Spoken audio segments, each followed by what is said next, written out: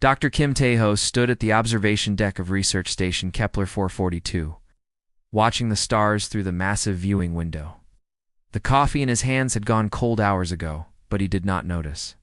Today was different. Today humanity would meet its first alien species. The communication had arrived 3 days earlier. A simple message in broken English that made every scientist on the station hold their breath. We come in peace. We wish to talk. We bring warnings. Tae-ho was the lead xenobiologist on the station. He had spent his entire career studying the possibility of alien life, but never thought he would actually meet one face to face. His hands shook slightly as he set down the coffee cup. "Dr. Kim, they are here," came a voice from behind him. Tae-ho turned to see Dr. Park So-min, his closest colleague and friend. She looked as nervous as he felt. Her usually perfect hair was messy, and her lab coat was wrinkled from a sleepless night. "Are you ready for this?" she asked. Tae-ho took a deep breath. "Nobody can be ready for this, but we have to try." The two scientists walked together toward the main docking bay. The corridors of the station buzzed with activity. Crew members hurried past them, some carrying equipment, others just trying to get a glimpse of history being made. The docking bay was huge, designed to accommodate the largest cargo ships. Today, it would welcome something far more important. Captain Lee Dong-woo stood near the airlock, his military uniform crisp and clean. Behind him stood engineer Choi Va-jin, her tablet ready to record everything. "How big is their ship?" Tae-ho asked.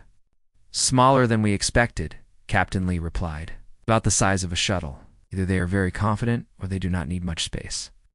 The airlock hissed, and everyone in the bay fell silent. Red lights flashed as the alien vessel connected. To their station. Tae-ho felt his heart beating so fast he thought others might hear it. The inner door opened slowly. Steam escaped from the gap, and a figure emerged from the mist. The alien was tall, much taller than any human. Its skin was a deep blue color, almost like the night sky. It had 4 arms, each ending in hands with long, delicate fingers. The face was mostly human-like, but with large golden eyes that seemed to glow in the station's lights. "I am Commander Velthas, of the Velkari people," the alien said in careful English. "I greet you, humans of Earth." Tae-ho stepped forward. His legs felt weak, but he managed to walk normally. "Welcome, Commander. I am Dr. Kim Tae-ho. We are honored to meet you." The alien's golden eyes studied Tae-ho carefully. "You are smaller than I expected, but I sense strength in you." 2 more aliens entered the docking bay. They were similar to their commander, but shorter and with different colored skin. One was green, the other was purple. "We come with urgent news," Commander Velthas said. "There is a creature that threatens all life in this part of the galaxy. We call it the Shadow Maw." Dr. Park So-min moved closer, her scientific curiosity overcoming her nervousness. "What kind of creature?" The purple alien spoke for the first time. "It is death itself. It consumes everything. Planets, ships, entire star systems. Nothing can stop it." "We have tried for many years," the green alien added. "Many species have tried. All have failed." Commander Velthas raised one of his 4 hands. "The Shadow Maw is not just dangerous because it is strong. It is dangerous because it cannot be reasoned with, cannot be tamed. It knows only hunger and destruction." Tae-ho felt a chill run down his spine. "Where is this creature now?" "Moving toward your sector of space," Commander Velthas replied. "That is why we came, to warn you. To tell you to run." Captain Lee stepped forward. "We appreciate the warning, Commander, but humans do not run from problems. We face them." 3 aliens looked at each other with what seemed like concern. Commander Velthos spoke again, his voice more serious than before. "Captain, you do not understand. The Shadow Maw has destroyed civilizations far more advanced than yours. It had weapons that could crack planets. The Mathiki had shields that could stop stars. The Shadow Maw consumed them all." Dr. Park So-min pulled out her tablet and began typing. "Commander, can you tell us more about this creature? What does it look like? How does it move?" "It is like a living shadow," the purple alien said. "It has no fixed shape. Sometimes it looks like a giant beast with too many teeth. Sometimes it looks like a cloud of darkness. But always, it brings death. It feeds on life force, the green alien added. Not just the body, but the soul itself. Those who face it do not just die, they are erased from existence. Taeho listened carefully to every word. As a scientist, he found the description both terrifying and fascinating. Has anyone ever gotten close to it? Studied it? Commander Velthus nodded slowly. The Corvani tried. They were master biologists, much like you. They sent their best scientists to study the creature. What happened to them? Taeho asked. They were consumed. But before they died, they sent one final message. Said the creature was not natural. They said it was in pain. Dr. Park Soman looked up from her tablet. Pain? What kind of pain? We do not know, Commander Velthus admitted. But the Corvani were wise. If they said the creature was suffering, then perhaps it was true. The docking bay fell silent for a moment. Taeho's mind raced with possibilities. A creature in pain might behave differently than one that was simply evil. Pain could be treated. Pain could be understood. Commander Taeho said slowly, "What if we could help the creature instead of fighting it?" All three aliens stared at him with wide eyes. Commander Velthus spoke first. "Help it, Doctor. This creature has killed billions of beings. It has destroyed entire worlds. There is no helping something so evil." "But what if it is not evil?" Taeho asked. "What if it is just hurt?" Dr. Park Soman nodded, understanding where her friend's thoughts were going. If the creature is in pain, then maybe its destructive behavior is just a response to that pain. Commander Velthus shook his head. "It is too dangerous to approach. Too dangerous to try to understand. The only safe thing to do is to run." Captain Lee crossed his arms. "Commander, with respect, humans have a saying. The only way to overcome fear is to face it." The alien commander looked at each human in turn. His golden eyes seemed to shine brighter with what might have been worry. "If you insist on this path," he said finally, "then we will help you. But I warn you now, the Shadow Maw cannot be tamed. It cannot be reasoned with. It can only destroy." Taeho felt a strange sense of determination growing inside him. "Then we will be the first to try a different approach." Commander Velthus sighed, a sound that seemed to come from all four of his lungs. "Very well. But when the time comes, when you see the creature with your own eyes, remember my words. Some things in this universe are beyond help." As the meeting continued, Dr. Park Soman quietly checked her readings. Her tablet showed unusual electromagnetic patterns coming from the direction the aliens had indicated. Something was definitely out there, something big and powerful. But was it truly evil, or was it just misunderstood? Only time would tell. 3 days after the first meeting with the Velkari, Dr. Kim Taeho stood in the command center of the research vessel Soul's Pride. The ship was the pride of humanity's deep space fleet, equipped with the most advanced scientific equipment Earth could provide. Captain Lee Dong-woo studied the star charts displayed on the main screen. Red markers showed the path of destruction the Shadow Maw had left behind. Each marker represented a dead world, a lost civilization. "The creature moves in a pattern," Captain Lee said. "It is not random. There is purpose in its path." Dr. Park Salmon looked up from her workstation.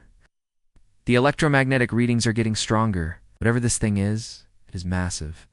Engineer Choi the Jin worked at her console, her fingers dancing across the controls. "I have finished the new containment protocols. If we can get close enough, we might be able to hold the creature long enough to study it." Commander Velthus stood nearby, his forearms crossed. The alien had insisted on joining the expedition, though he clearly thought it was a terrible idea. "You still do not understand what you are facing," he said. "The Shadow Maw is not just large, it is wrong. It should not exist." "What do you mean?" Taeho asked. The alien's golden eyes grew dim. "In all our travels across the galaxy, we have never seen anything like it. It breaks the rules of nature. It feeds on things that should not be food. It moves in ways that should not be possible." Captain Lee turned from the star charts. Commander, we appreciate your concern, but humans have always faced the impossible. That is what makes us human. The ship's communication system buzzed. A voice came through the speakers. Captain, we are approaching the Corvani system, or what is left of it. Everyone moved to the observation deck. Through the large windows, they could see the remains of what had once been a thriving star system. Broken pieces of planets floated in space like cosmic debris. The star itself seemed dimmer, as if something had drained its energy. My God, Dr. Park Soman whispered. How is this possible? Commander Velthus pointed to the largest piece of debris. That was Corvani Prime, home to 12 billion souls. The Shadow Maw consumed it in less than a day.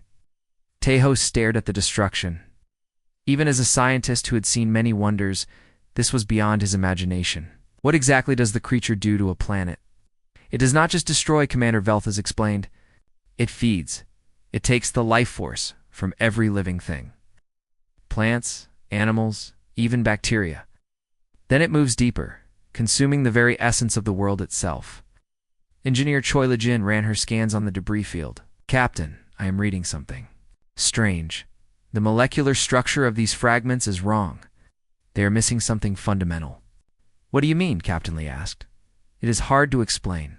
Atoms are all there, but they feel empty, like the creature took something from them that we cannot even measure. Dr. Park Soman moved to another console. I am detecting artificial structures in the debris? Ships, maybe? Or buildings? Those are the remains of the Corvani research fleet, Commander Velthus said. They sent their best scientists to study the creature.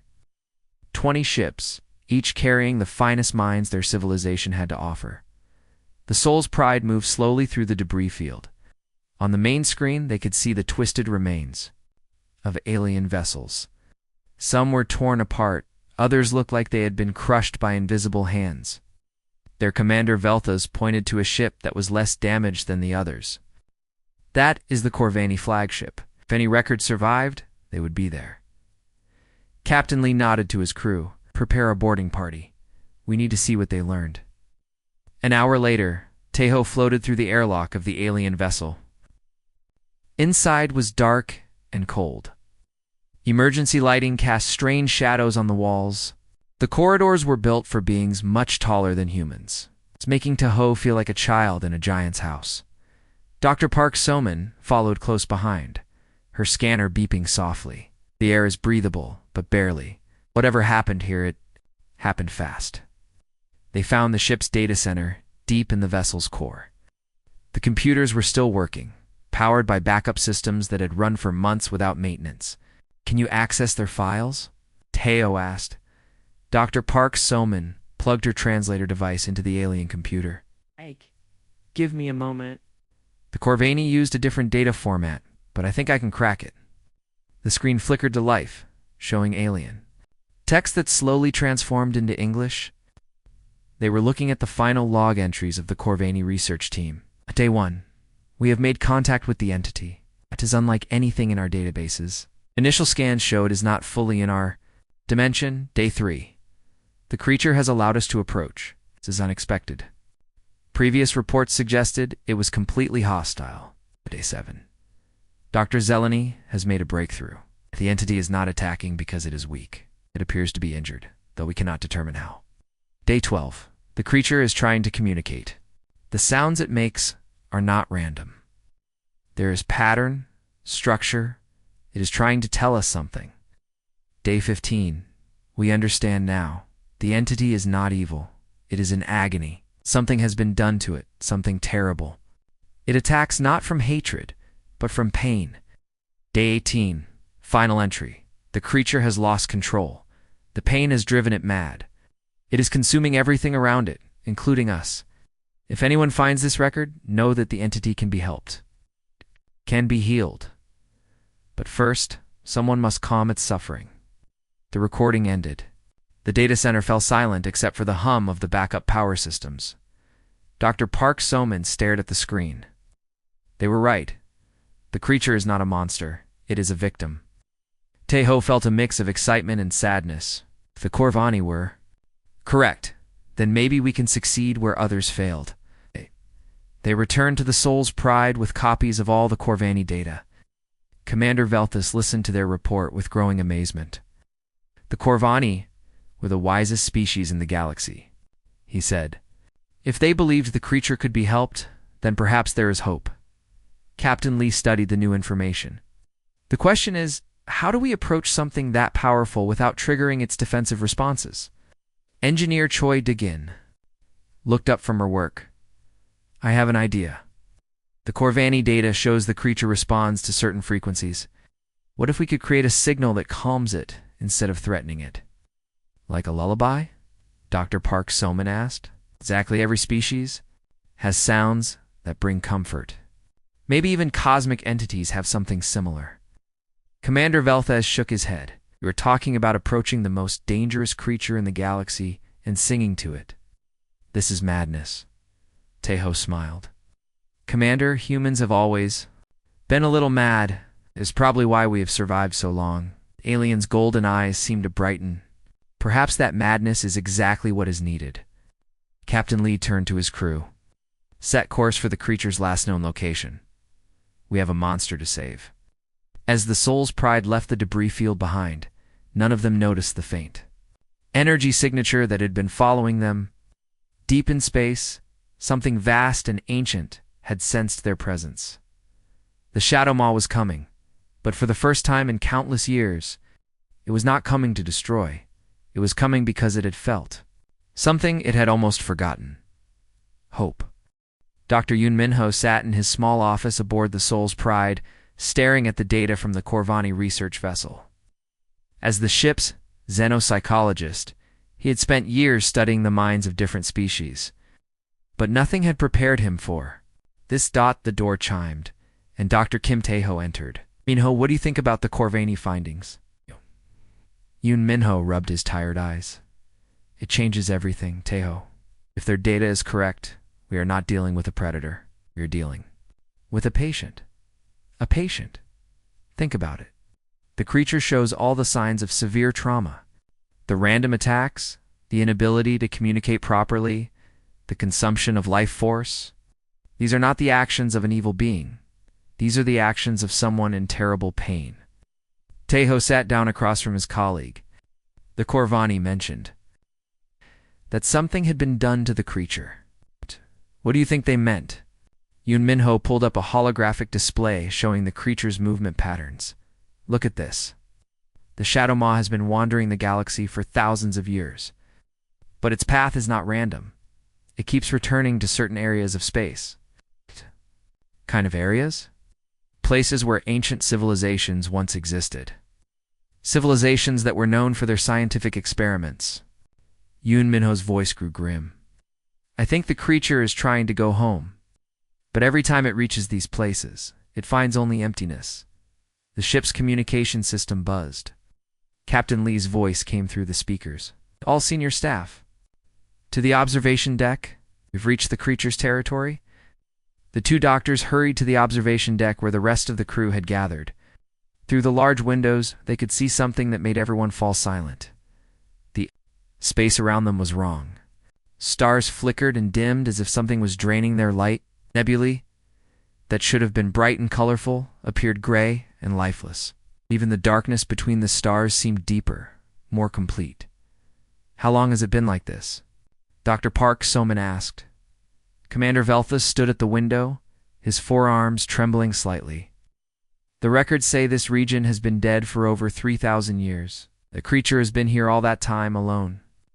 Technician Han Ji-woo looked up from her console. Captain, I am reading massive energy fluctuations. The creature is close. How close? Captain Lee asked. Very close. Maybe a few hours away at most. Engineer Choi the Jin worked frantically at her station. I have been analyzing the Corvani data about the sound frequencies. I think I have found something. What is it? Taeho asked. The creature responds to low-frequency sounds. Sounds that are similar to what many species use for comfort. Humming, singing, even heartbeats. Dr. Park Soman moved to her scanning equipment. That makes sense. Most intelligent species have some form of soothing sounds. Others singing too. Their children, friends humming together. But there's more, Choi the Jin continued. The creature seems to respond most strongly to sounds that come from living beings. Not artificial signals, real voices. Yoon Minho nodded slowly. The creature is not just in physical pain, is emotionally damaged. It has been alone for so long that it has forgotten what companionship feels like. So what do? Captain Lee asked. We sing to it, Taeho said simply. Commander Velthus turned from the window. You want to sing to the most dangerous creature in the galaxy? Why not? Taeho replied. Every other species has tried to fight it or capture it. Maybe it is time to try kindness. The alien's golden eyes showed confusion. But what if it attacks? What if your kindness is seen as weakness? Then we will deal with that when it happens, Captain Lee said. But we will not attack first. We will not threaten it. We will show it that not all beings want to hurt it. Han Juwu continued working on her equipment. System, we can transmit our voices across a wide area. If the creature is as sensitive to sound as the Corvani believed, it will hear us. What should we sing? Dr. Park Soman asked. Yoon Minho thought for a moment. Something gentle, something that shows we mean no harm. Maybe a lullaby. I know one, Choi the Jin said quietly. My grandmother used to sing it to me when I was scared. It always made me feel safe. The crew spent the next hour preparing their plan. They would broadcast a simple, soothing song when the creature appeared. No weapons would be powered. No aggressive actions would be taken. It would simply offer comfort to a being that had known only pain. Contact in 30 minutes, Han Ji-woo announced. The tension on the observation deck was thick. Everyone knew they were about to attempt something that had never been tried before. They were going to treat the most feared creature in the galaxy like a frightened child. Energy readings are off the charts, Dr. Park Soman reported. Whatever is coming, it is enormous. Through the windows, they could see space itself beginning to bend and twist. Reality seemed to fold in on itself, creating patterns that hurt to look at directly. There, Commander Velthus pointed to a spot where the stars were disappearing. It comes. The Shadow Maw emerged from the twisted space like a living nightmare. It was exactly as the aliens had described, a creature of pure darkness with no fixed shape. One moment it looked like a giant beast with too many teeth and claws. The next moment it was a cloud of shadow that seemed to eat light itself. But Yoon Minho saw something else. Behind the terrifying appearance, he could sense overwhelming loneliness and pain. The creature was not roaring in anger. It was crying in agony. Begin the transmission, Captain Lee ordered. Han Juwo activated the broadcasting system. The Jin's voice filled the space around their ship, singing the gentle lullaby her grandmother had taught her. Her voice was soft and warm, full of love and comfort. The effect was immediate. The Shadow Maw stopped its advance. Its chaotic shape began to slow its constant shifting. For the first time in thousands of years, the creature paused. It is working, Dr. Park Soman whispered. One by one, the other crew members joined the song. They did not know the words, but they hummed along with the melody. Even Commander Velthus added his voice, creating harmonies that no human had ever heard before. The Shadow Maw drifted closer, but not in an aggressive way. It moved like a lost child drawn to a warm light. Its massive form began to take on more stable shape, less chaotic and frightening. The energy readings are stabilizing, Han Ji-woo reported. The creature is calming down. Yoon Minho watched the ancient being with growing amazement. It is responding to the social aspect of the singing. It remembers what it feels like to be part of a group. The song continued for several minutes. As they sang, the dead space around them began to change. Stars that had been dim started to shine brighter. The gray nebulae showed hints of color. My God, Taeho breathed. It is not just taking energy from space, it is giving it back. The Shadow Maw stopped just outside their ship's hull. Its form had stabilized into something almost beautiful. A flowing creature of starlight and shadow that pulsed gently with the rhythm of their song. It is waiting, Yoon Minho realized. It wants to know if we are real, if this kindness is genuine. Captain Lee looked at his crew. What do we do now? Taeho moved toward the window. Now we show it that it is not alone anymore. The creature had stopped its rampage. For the first time in millennia, the Shadow Maw was at peace, but the real test was yet to come. The soul's pride floated in the strange quiet space with the Shadow Maw, waiting just beyond their hull. The creature had stopped moving, its form more stable than anyone had ever seen it before. But everyone on the ship knew they were at the most dangerous moment of their mission. Dr. Kim Taeho stood at the observation window, watching the ancient being. Up close, he could see details that no other person had ever witnessed. The creature was not just darkness, it was made of something that looked like liquid starlight, mixed with the deepest shadows of space. It is beautiful, communications. Officer Lim Soo-young whispered from her station. She had been the one maintaining the harmonic transmission, keeping the gentle song playing that seemed to calm the beast. Beautiful and terrifying, Captain Lee Dongwoo replied. The question is, what do we do now?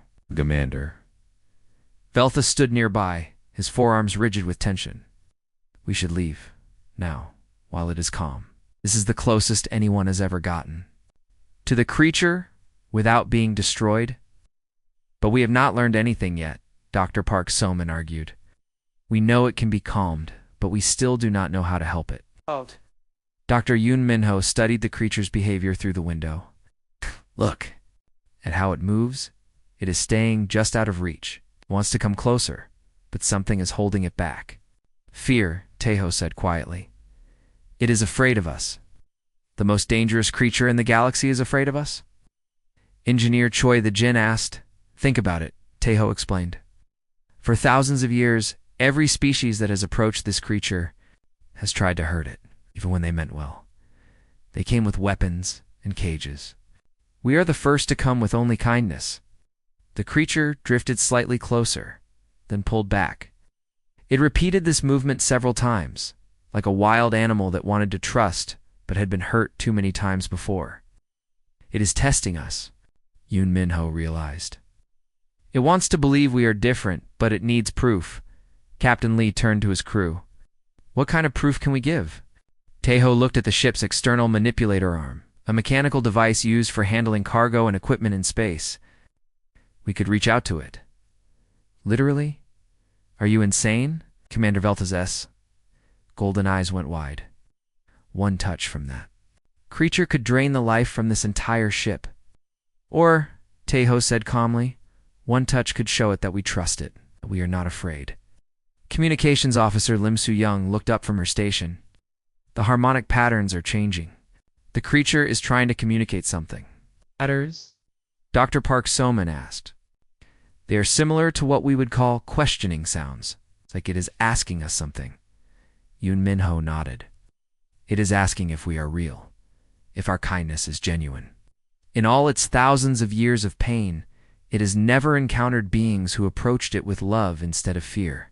The creature moved closer again, this time staying in position instead of pulling back. Its form rippled with what looked like anticipation. Captain Taeho said, I want to use the manipulator arm to reach out to it.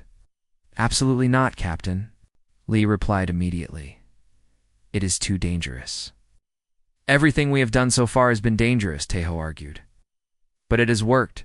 The creature is calmer than it has been in millennia. This might be our only chance to make real contact. Commander Veltha stepped forward. Dr. Kim, you do not understand. That beast cannot be tamed. It has destroyed civilizations. One moment of contact could kill everyone on this ship. Commander Taeho turned to face the alien with respect. Everyone has been trying to tame it. We are not trying to tame it. We are trying to heal it. Dr. Park Soman moved to the manipulator controls. Taeho, if we are going to do this, we need to do it right. The creature is sensitive to electromagnetic fields. I can modify the arm to emit the same calming frequencies we have been broadcasting. That could work, Choi the Jin agreed. The arm itself is sending soothing signals. The creature might not see it as a threat. Lim Soo-young increased the intensity of her harmonic transmission. I am boosting the calming signals. If we are going to try this, the creature needs to know we are still here with peaceful intentions. Captain Lee looked at each member of his crew. You are all serious about this? You want to reach out and touch the most dangerous creature in known space? Yes, Taeho said without hesitation. It is the right thing to do, Dr. Park Soman added. The creature needs to know that someone cares about it, Yoon Minho said. Even Commander Velthas seemed to consider the idea. If the Corvani data is correct, and the creature is truly a victim rather than a predator, then perhaps this is the only way. Captain Lee took a deep breath. Very well. But we do this carefully. Dr. Park modified the manipulator arm. Lim, keep those calming signals strong. Everyone else, be ready for anything. The next few minutes were tense as Dr. Park Soman worked on the modifications. The creature waited patiently, its form pulsing gently with the rhythm of their transmitted song. Modifications complete, Dr. Park announced. The arm is now broadcasting the same frequencies that have been keeping the creature calm. Taeho moved to the manipulator controls. His hands were steady, but his heart was racing. Beginning extension. Mechanical arm slowly unfolded from the ship's hull. It moved with careful, deliberate motions, like a person extending their hand, too. A frightened animal, the creature's reaction was immediate. Its form shifted, becoming more solid and defined. What had been a chaotic mass of shadow and starlight began to take on a shape that was almost recognizable, something like a massive, gentle giant made of living space itself. It is working, Lim Soo-young reported. The creature's energy patterns are stabilizing even more. The manipulator arm extended further, reaching across the void between the ship and the ancient being. The creature watched every movement, its attention focused entirely on the approaching mechanical hand. Taeho Commander Velthas said urgently, "That beast can't be tamed." But Taeho was already committed to his course of action. The manipulator arm reached its full extension, just barely touching the outer edge of the creature's form. The moment of contact was electric. Not literally, but in every other way that mattered. The creature's entire being seemed to pause, as if it was experiencing something it had forgotten could exist. For the first time in thousands of years, the Shadow Maw felt a gentle touch. The creature did not attack. It did not drain the ship's power or consume the crew's life force. Instead, it carefully, delicately, touched the manipulator arm back. The contact lasted only a few seconds, but it changed everything. The creature's form began to shift again, becoming less chaotic and more purposeful. The dead space around them started to come alive with color and light. "My God," Dr. Park Soman whispered. "Orc, it is healing. Just from that one touch, it is starting to heal." The creature pulled back slightly, but not in fear. It was giving them space, showing that it understood they were separate beings, deserving of respect. "It worked," Taeho said, his voice filled with wonder. It actually worked. Commander Velthas stared at the scene before him. Impossible. Ow. No one has ever made peaceful contact with the Shadow Maw. No one has ever shown it kindness and lived. "That's because no one ever tried, Captain," Lee said. "They all came with weapons and cages. We came with open hands and open hearts." The creature began to move, but not away from them. It started to follow their ship, keeping a respectful distance. For the first time in its long, painful existence, the Shadow Maw was not alone. Captain Lim Soo-young called out, "I am receiving." New transmissions from the creature? They are much clearer now. It is trying to tell us something. What is it saying? Taeho asked. Lim Soo-young listened carefully to the patterns coming through her equipment. "I think it is saying thank you." The most feared creature in the galaxy was thanking them for showing it kindness. In that moment, everyone on the Souls Pride understood that they had not just made contact with an alien being. They had made contact with a lost soul that had finally found its way home. 2 weeks had passed since the first contact with the Shadow Maw, and Dr. Kim Tae-ho could hardly believe what he was seeing. The creature that had once terrorized the galaxy now followed the Soul's Pride like a loyal companion. It kept a respectful distance, never coming close enough to accidentally harm the ship, but never straying far enough to lose sight of them.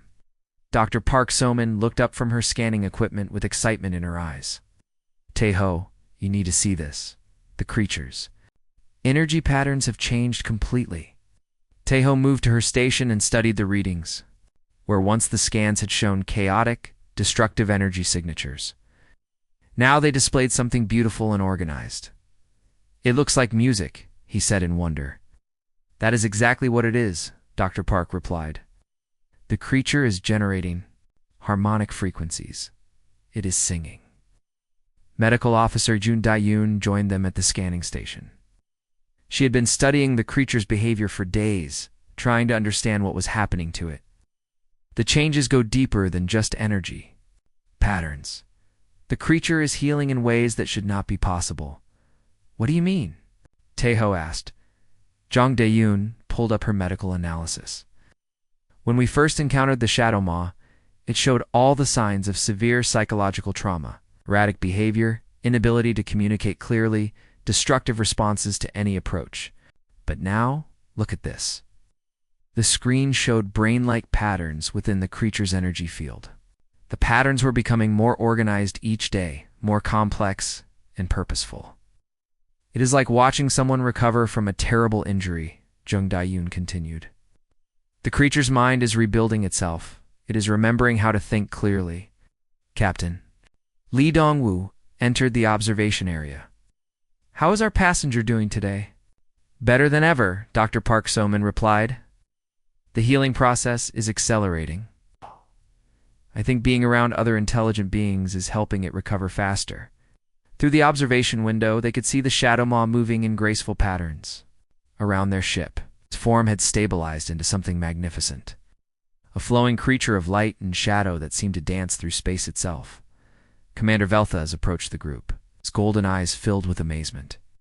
"My people have monitored the Shadow Maw for generations. We have never seen it behave like this. It is calm, peaceful, seems almost happy."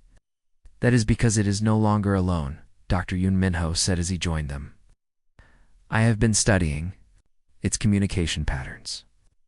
The creature has been isolated for so long that it had forgotten how to interact with others.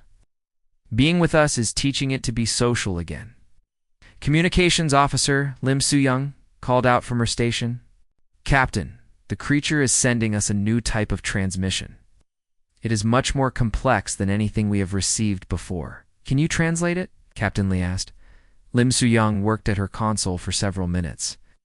"It is not just words. The creature is sending us images, memories, is trying to tell us its story." The main screen flickered to life, showing strange and wonderful visions. They saw images of ancient civilizations, beings of incredible beauty and wisdom. They saw the creature in its original form, not a monster, but a guardian, a keeper of knowledge and peace. "My God," Teho whispered. "It was not always like this." The images continued, showing the creature's fall from grace. They saw it being captured, experimented on, tortured by beings who wanted to understand its power. They saw it breaking free, mad with pain and rage, destroying everything in its path as it tried to escape its tormentors. "The poor thing," Jung Dae-yoon said softly. "It has been running from that pain for thousands of years."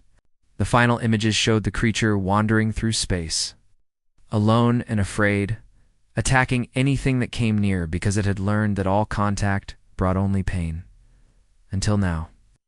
"It is showing us why it trusts us," Yoon Min-ho realized. "We are the first beings in millennia to approach it with genuine kindness." Engineer Choi the Jin looked up from her workstation. "Captain, I am reading something interesting. Space around the creature is changing. Areas that were dead and lifeless are showing signs of recovery." "What kind of recovery?" Captain Lee asked. "Energy levels are returning to normal. Electromagnetic. Fields are stabilizing. It is like the creature's healing is affecting the entire region of space." Dr. Park So-min studied her scans more carefully. Choi is right. The creature is not just healing itself. It is healing everything around it. The dead stars are starting to shine again. The empty space is filling with life-giving energy. Commander Velthez stared at the readings in disbelief. For 3,000 years, this region has been a wasteland. Nothing could survive here. But now, it is coming back to life, Teho. Finished, the creature was not just a victim of the experiments performed on it. It was changed into something that could heal as well as destroy. The Shadow Maw moved closer to their ship, its massive form pulsing with gentle light. Through the ship's external cameras, they could see it clearly for the first time. It was beautiful beyond description, a living piece of the universe itself, made of starlight and cosmic energy. "It wants to show us something else," Lim Soo-young announced. "The creature is sending coordinates." Data. Those coordinates point to a system about 3 days from here. A system that should be completely dead, according to our records. "The creature wants us to follow it there," Yoon Minho said. "It is trying to show us something important." Jung Dae-yoon looked at her medical readings again. "The creature's healing process is almost complete. Its mind is becoming clearer every day. Soon it will be able to communicate fully." "What do you think it will tell us?" Dr. Park So-man asked. "Everything," Tae-ho replied. "I think it will tell us everything about the universe that we never knew, about the ancient civilizations, about the experiments that changed it, about the knowledge it has been carrying for thousands of years." Captain Lee made his decision. "Set course for those coordinates. If our friend wants to show us something, then we will follow." As the Soul's Pride changed course, the Shadow Maw moved ahead of them, leading the way like a guide showing travelers through dangerous territory. But the territory was no longer dangerous. Everywhere the creature went, life and energy returned to the cosmos. Captain Choi the Jin called out with excitement, "I am detecting other ships in the area. Multiple vessels, all heading in the same direction we are." "What kind of ships?" Commander Velthas asked. "Valkyrie ships. And others. It looks like word is spreading about what we have accomplished." Through the communication system, voices began calling out in different alien languages. They were all saying the same thing. They wanted to see the miracle for themselves. They wanted to witness the taming of the untamable. But Tae-ho knew they had not tamed anything. It simply reminded a lost soul that it was worthy of love, and now that soul was ready to share its greatest secrets with the universe. The healing was complete. The real adventure was about to begin. The coordinates led them to a star system that defied all explanation, where their records showed only dead space. They found a thriving solar system with planets that sparkled like jewels. Gardens of cosmic energy floated between the worlds, and structures of impossible beauty orbited each planet. Dr. Kim Tae-ho stood on the observation deck of the Soul's Pride, unable to believe what he was seeing. "This is impossible." Our map showed the system was destroyed thousands of years ago. The Shadow Maw moved ahead of them, its massive form now clearly visible as something magnificent rather than terrifying. As they approached the central planet, the creature began to change again. Its flowing shape condensed and solidified until it took on a form that was almost humanoid. Tall, graceful, made of living starlight. "It is showing us its true form," Dr. Park So-man said in wonder. "This is what it was before the experiments." Before the pain, Communications Officer Lim Soo-young looked up from her station with excitement. "Captain, I am receiving transmissions from the planet.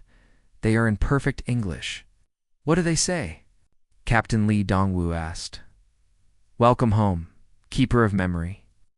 Welcome home, friends, who showed kindness to the lost one." The creature that had once been called the Shadow Maw turned toward their ship.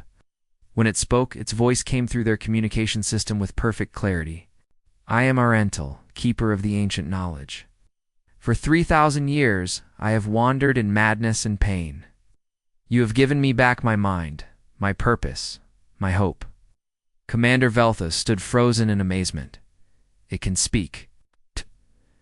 After all these years, it can finally speak clearly." "I could always speak," Arentel replied, somehow hearing the alien's words. "But pain had made me forget how to form thoughts into words. Your kindness reminded me of who I used to be."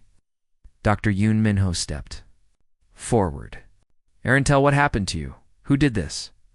The great being's form flickered with what might have been sadness. "Long ago, my people were the guardians of knowledge throughout the galaxy. We preserved the wisdom of countless civilizations, keeping their discoveries safe for future generations. But there were others who wanted that knowledge for themselves." Images filled the main screen, showing the story Arentel was telling. They saw a race of beings consumed by greed and hunger for power. They saw these beings attacking Arentel's people, capturing them, torturing them to extract their knowledge. Performed experiments on us, trying to force us to give up our secrets. When that failed, they tried to change us into weapons they could control. Most of my people died resisting them. I was the only one who survived, but I was changed. Experiments made me into something that could heal or destroy, depending on my emotional state. When you escaped, Tejo said quietly, you were so filled with pain and rage that you could only destroy. Yes. For thousands of years, I wandered the galaxy, my madness turning me into the very weapon they had tried to create. I destroyed the civilizations I had once protected. I became everything I had sworn to stand against. Medical Officer Jung. Doyun moved closer to the window. But you are healed now. The experiments, the trauma, it is all healing. Arentel's form brightened, because you showed me something I had forgotten existed. Compassion without desire for gain. Kindness without hidden motives. You approached me not as a tool to be used or a problem to be solved, but as a being worthy of respect and care. Engineer Choi the Gin looked at her readings. Arentel, the dead regions of space where you traveled, they are all coming back to life. How's that possible? When I am at peace, I naturally restore rather than destroy. This system is my home, rebuilt by my healing energy. And now, with my mind clear again, I can share what I have protected for so long. The planet below then began to change. Massive structures rose from its surface. Libraries, universities, museums of cosmic knowledge. Each building contained the preserved wisdom of civilizations that had been lost for millennia. All the knowledge of the ancient galaxy, Arentel explained. Scientific discoveries, philosophical insights, artistic masterpieces, everything. My people died to protect. It is all here, waiting to be shared with those who will use it wisely. Captain Lee looked at his crew in amazement. You are offering to share this with us? With all who approach in peace, Arentel replied. Humans have shown that they understand the true value of knowledge, not as a weapon, but as a gift to be shared. You will be the first, but not the last. Commander Velthus stepped forward, his forearms spread in a gesture of respect. Keeper, the Velkari people formally apologize for our treatment of you. We called you a monster when you were a victim. We sought to destroy you when we should have sought to heal you. Your people were afraid, Arentel said gently. Fear makes. All beings do things they later regret. But you came with these humans when they chose kindness over fear. That choice honors both our species. Through the communication system, they could hear voices from the other ships that had followed them. Dozens of species, all expressing wonder at what they were witnessing. The most feared creature in the galaxy had become its greatest teacher. Dr. Park Soman studied her scans of the planetary libraries. The knowledge down there could advance every civilization in the galaxy by thousands of years. That is the hope, Arentel agreed. But knowledge without wisdom is dangerous. That is why it will be shared gradually, carefully, with those who prove they can use it for the benefit of all. Tejo felt tears forming in his eyes. We never meant to change the galaxy. We just wanted to help one suffering being. And in doing so, you have reminded the universe of its capacity for good, Arentel replied. You have shown that the greatest power is not the ability to destroy, but the courage to reach out with open hands and open hearts. As more ships arrived from across the galaxy, Soul's Pride became the center of the most important gathering in galactic history. Representatives from hundreds of species came to witness the transformation of the Shadow Maw into Arentel the Keeper. But for Teo and his crew, the most important moment was quiet and personal. As Arentel's massive form approached their ship, one final time, the great being spoke directly to them. Thank you, Arentel said simply. Thank you for seeing past the monster to find the person underneath. Thank you for showing me that I was worthy of love. Captain Lee smiled. Thank you for letting us help. As the Soul's Pride prepared to return home, they carried with them not just the knowledge that they had saved one ancient being, but the understanding that they had helped save the entire galaxy. The age of fear was ending. The age of cooperation was beginning. And it had all started with one simple choice: to reach out with kindness instead of retreating in fear. In the end, they had not tamed the beast at all. They had simply reminded it that it was never a beast to begin with. The galaxy would never be the same, and that was exactly as it should be.